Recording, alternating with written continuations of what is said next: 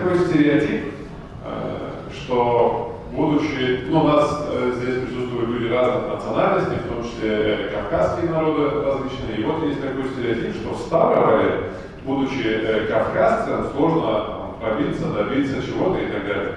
И ваша карьера и ваши успехи, они не просто ломают этот стереотип, они разрушают этот стереотип. И у меня вот вопрос такой, наоборот. Какие элементы горского воспитания или формирования как бы вот нрава через призму ислама помогли вам в вашей карьере, на вашей практике, в вашем развитии? Если можно, начну с простого слова. Это удел слабых людей. Когда говорят, вот ко мне придираются, потому что я карачаевец, ну, это, во-первых, попахивает чем-то неправильно националистическим. Второе, еще раз повторю, это удел слабого человека. Но, простите, но я приведу вот пример. Я один из 8 детей в семье. Я всегда называл себя Иванушкой-дурачком, потому что я 3-й родился в семье, как в сказке. Вот то, что вы затронули этот вопрос, там, что, да, это правильный вопрос. Никогда в семье не стоял вопрос о том, чтобы кому-то ублажать, кому-то. Всегда было конкретное слово «воспитание трудом». Всегда стоял на первом месте этикет, уважение к старшему, уважение к женщине. Всегда заставляли нас учиться. И не было такого, что всегда мой отец ругался за то, что я получал 3, это всегда, это значит, это было наказуемо. И неправду говорят, когда, да, есть понятие талант, но талант нужно тренировать, за ним надо гоняться. И ребенок не может этого сам сделать. Если я, извиняюсь, все-таки я отец 4 детей, если я их не заставлял делать что-то, я знал, что это что-то недоработали. Мать, я всегда требовали одного, чтобы человек занимался своим делом. А у ребенка на первом месте дело что? Добросовестно учиться, хорошо себя вести, показать себя воспитанным человеком.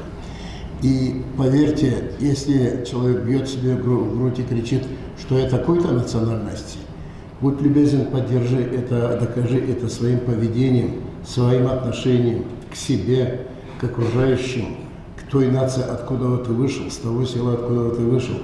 И не забудь про то, что кто стоит рядом, стоит такой же, как и ты, возможно, и лучше.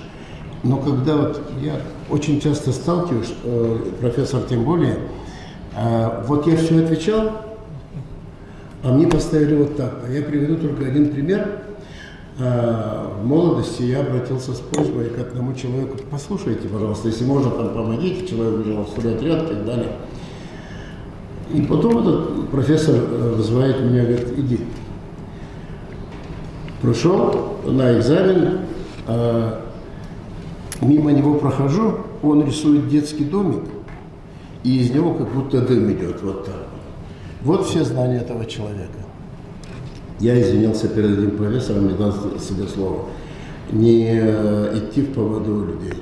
Порядочность, исключительное уважение ко всему окружению, стараться своими действиями показать то, что считается приоритетом.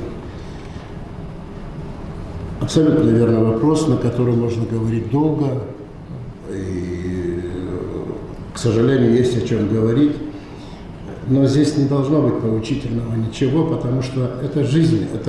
Мы через это прошли, многое видели. Вам это предстоит пройти.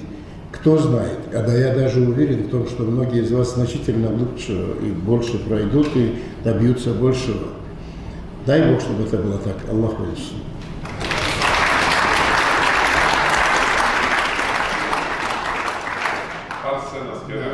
Ислам Микерович практически все рассказал вам, все секреты, но хотелось бы добавить, конечно, это воспитание. У меня в семье было там 2 интересные такие, что мне запомнилось.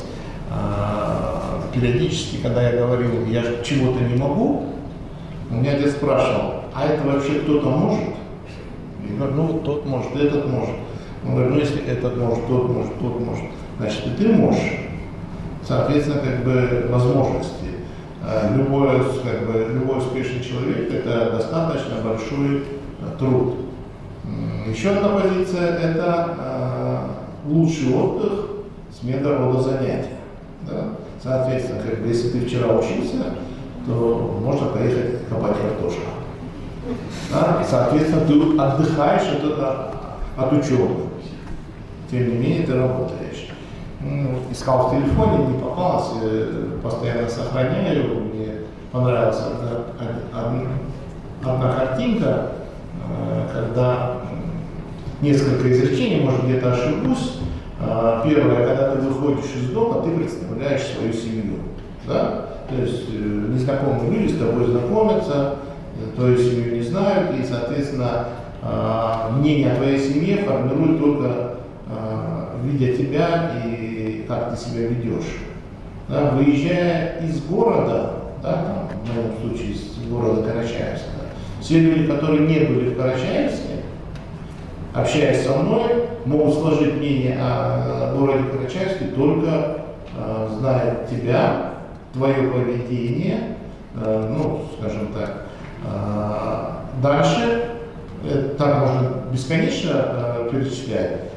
Соответственно, мы дойдем до того, что, скажем так, национальность карачаевец, и ты являешься ее представителем, и люди, которые не знают, кто такие карачаевцы, опять-таки, выводы о том, где живет там далеко на Кавказе, глубоко там, высоко в горах карачаевский народ, будут делать выводы только судя о тебе, о твоих знаниях, о твоем поведении, о твоей там, способности работать, там, о твоих там, талантах в операциях, танцах, пении.